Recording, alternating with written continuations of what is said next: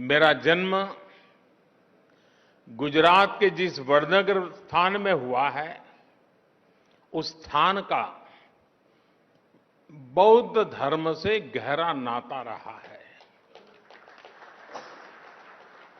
वडनगर से बौद्ध धर्म से जुड़े अनेक पुरातात्विक साक्ष्य मिले हैं। कभी बौद्ध यात्री हुयेन सांग ने भी वडनगर का दौरा किया था और यहां पर मैंने जब प्रदर्शनी देखी, एक्सकेवेशन में जो चीजें लगी हैं, बहुत सारी चीजें विस्तार से यहां रखी हुई है। और संयोग देखिए कि जन्म मेरा वडनगर में हुआ और काशी का मैं सांसद हूं और वहीं सारनाथ भी स्थित है। साथियों, ग्लोबल बुद्धिस्ट समिट की मेजबानी का एक ऐसे समय में हो रही है जब भारत ने अपनी आजादी के 75 वर्ष पूरे किए हैं। भारत अपनी आजादी का अमृत महोत्सव मना रहा है। इस अमृत काल में भारत के पास अपने भविष्य के लिए विशाल लक्ष्य भी है और वैश्विक कल्याण के लिए नए संकल्प भी है। भारत ने आज अनेक विषयों पर विश्व में नई पहल की है और इसमें हमारी बहुत बड़ी प्रेरणा भगवान बुद्ध ही है। साथियों, आप सभी परिचित है कि बुद्ध का मार्ग है परियक्ति, पटिपत्ति और पटिवेद, यानी थियोरी, प्रैक्टिस एंड रियलाइजेशन। पिछले 9 वर्षों में भारत इन तीनों ही बिंदुओं पर तेजी से आगे बढ़ रहा है। हमने भगवान बुद्ध के मूल्यों का निरंतर प्रसार किया है। हमने बुद्ध की शिक्षाओं को जन जन तक पहुंचाने के लिए एक समर्पण भाव से काम किया है।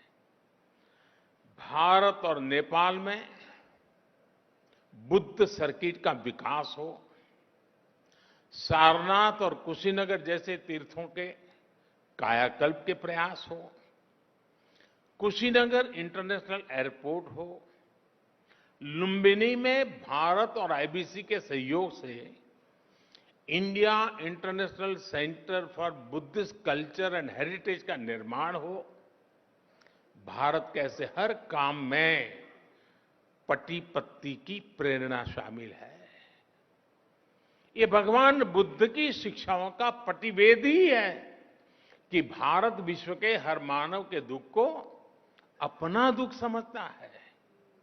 दुनिया के अलग अलग देशों में पीस मिशंस हो या तुर्की के भूकंप जैसी आपदा हो, भारत अपना पूरा सामर्थ्य लगाकर हर संकट के समय मानवता के साथ खड़ा होता है, मम भाव से खड़ा होता है। आज भारत के 140 करोड़ लोगों की इस भावना को दुनिया देख रही है, समझ रही है और स्वीकार भी कर रही है।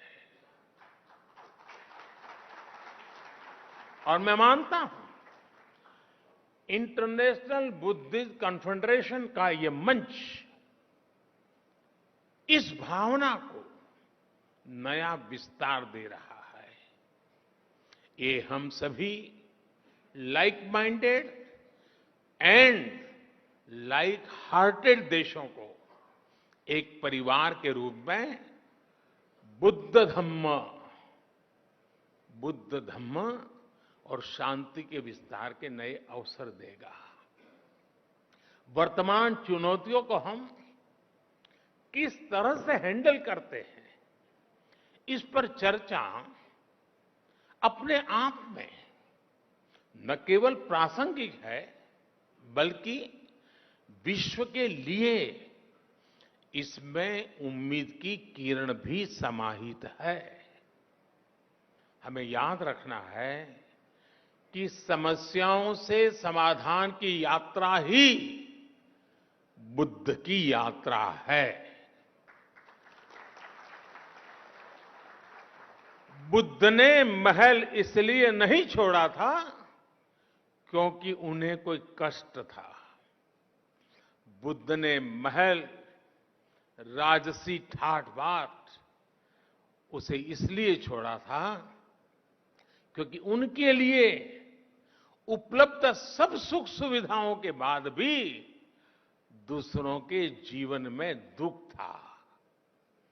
यदि हमें विश्व को सुखी बनाना है तो स्व से निकलकर संसार, संकुचित सोच को त्याग कर समग्रता का ये बुद्ध मंत्र ही एकमात्र रास्ता है।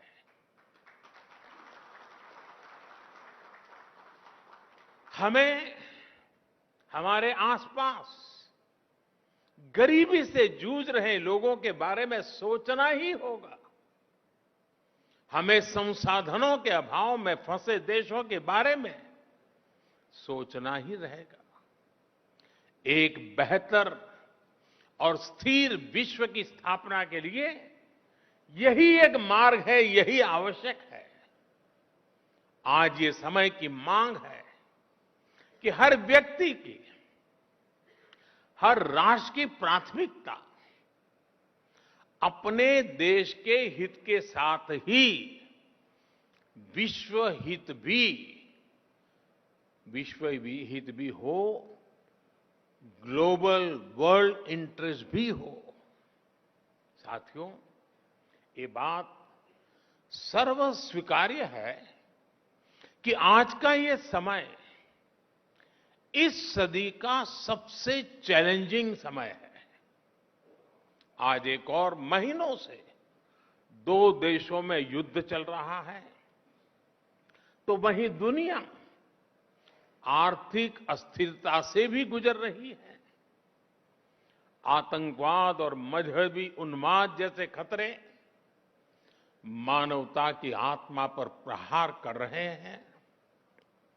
क्लाइमेट चेंज जैसी चुनौती पूरी मानवता के अस्तित्व पर आफत बनकर मंडरा रही है। ग्लेशियर्स पिघल रहे हैं, इकोलॉजी नष्ट हो रही है, प्रजातियां विलुप्त हो रही हैं। लेकिन इस सब के बीच हमारे आप जैसे करोड़ों लोग भी हैं जिन्हें बुद्ध में आस्था है, जीव मात्र के कल्याण में विश्वास है। ये उम्मीद, ये विश्वास ही इस धरती की सबसे बड़ी ताकत है।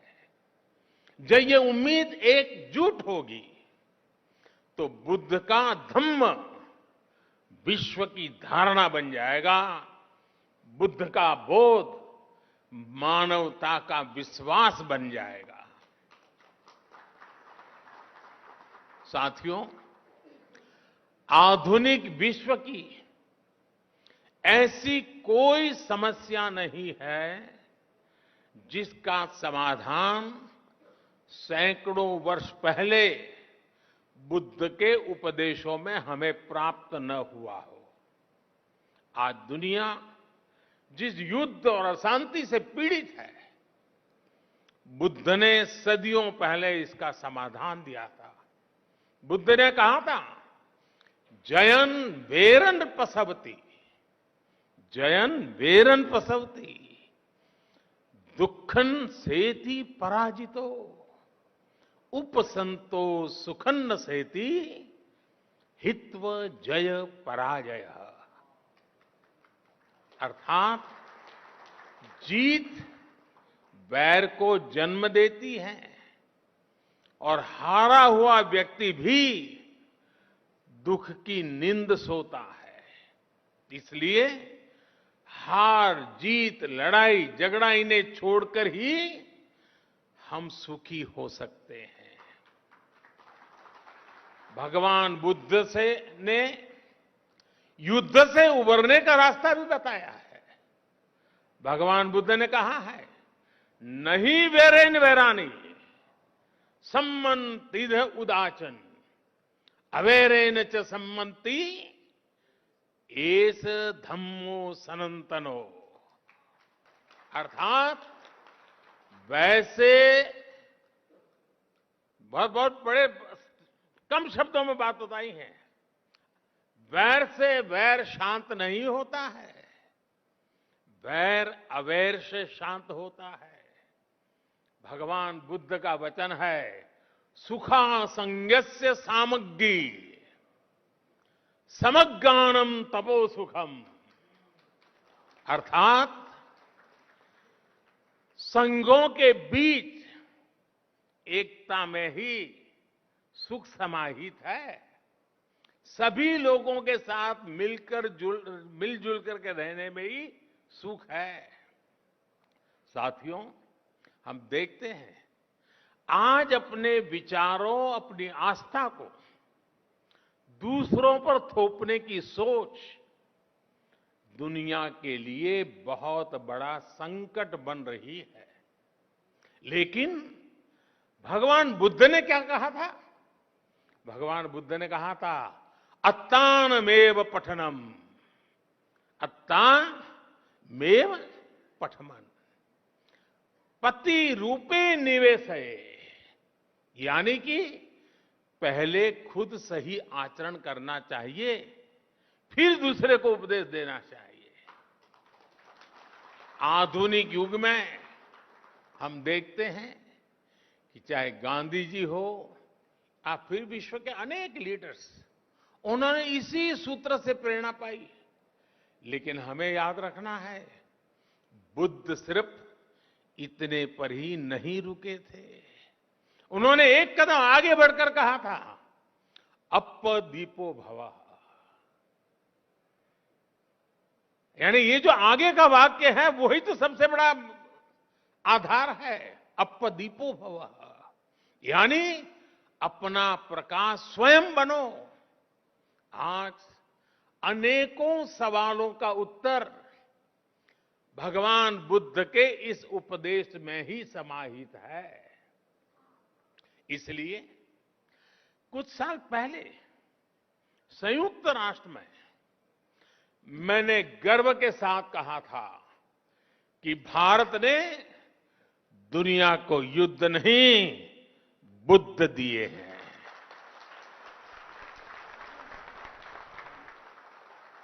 जहां बुद्ध की करुणा हो वहां संघर्ष नहीं, समन्वय होता है। अशांति नहीं, शांति होती है। साथियों, बुद्ध का मार्ग भविष्य का मार्ग है, सस्टेनेबिलिटी का मार्ग है। अगर विश्व बुद्ध की सीखों पर चला होता तो क्लाइमेट चेंज जैसा संकट भी हमारे सामने नहीं आता। ये संकट इसलिए आया क्योंकि पिछली शताब्दी में एक देशों ने और कुछ देशों ने दूसरों के बारे में, आने वाली पीढ़ियों के बारे में सोचना ही बंद कर दिया। दशकों तक वो ये सोचते रहे कि प्रकृति से इस छेड़छाड़ का प्रभाव उनके ऊपर नहीं आएगा।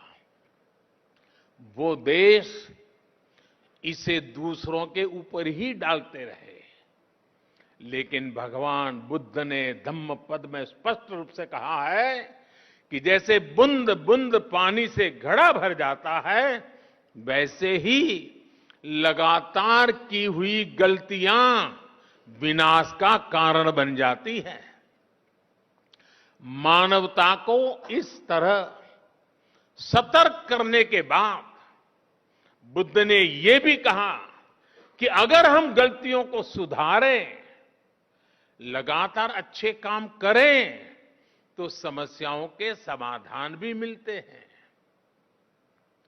माव मय्येथ पुण्यस, माव मय्येथ पुण्यस न मन तन आगमिष्यति उद बिंदु निपाते न उद कुंभोपि पुरति धीरो पुरति पुण्यस थोकम थोकमपि आचिनन।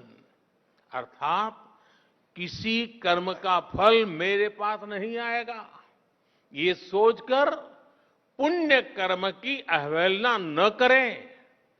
बूंद बूंद पानी गिरने से घड़ा भर जाता है, ऐसे ही थोड़ा थोड़ा संचय करता हुआ धीर व्यक्ति पुण्य से भर जाता है।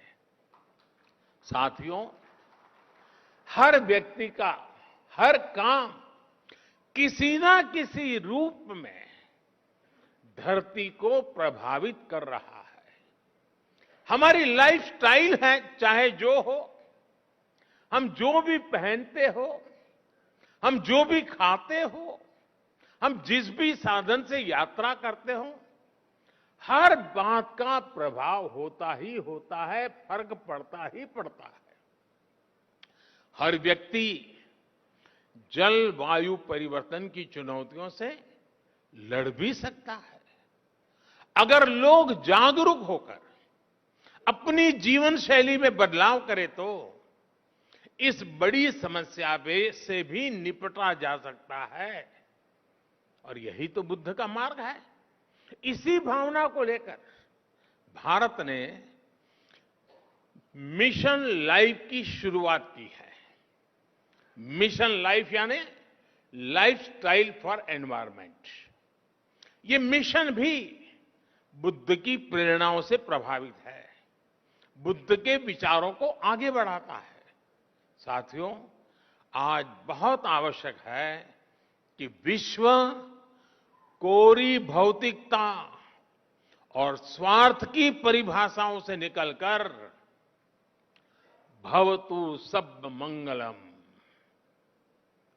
इस भाव को आत्मसात करे। बुद्ध को केवल प्रतीक नहीं बल्कि प्रतिबिंब भी बनाया जाए, तभी भवतु सब मंगलम का संकल्प चरितार्थ होगा। इसलिए हमें बुद्ध के वचन को याद रखना है। मां निवत्त अभिक्कम, यानी do not turn back, go forward. हमें आगे बढ़ना है और लगातार आगे बढ़ते जाना है। मुझे विश्वास है हम सब साथ मिलकर अपने संकल्पों को सिद्धि तक लेकर जाएंगे। इसी के साथ आप सभी को एक बार फिर हमारे निमंत्रण पर यहां पधारने के लिए आभार भी व्यक्त करता हूं। और इस 2 दिवसीय विचार विमर्श से मानवता को नया प्रकाश मिलेगा, नई प्रेरणा मिलेगी, नया साहस मिलेगा, नया सामर्थ्य मिलेगा। यही भावना के साथ मेरी आप सबको बहुत बहुत शुभकामनाएं हैं। नमो बुद्धाय।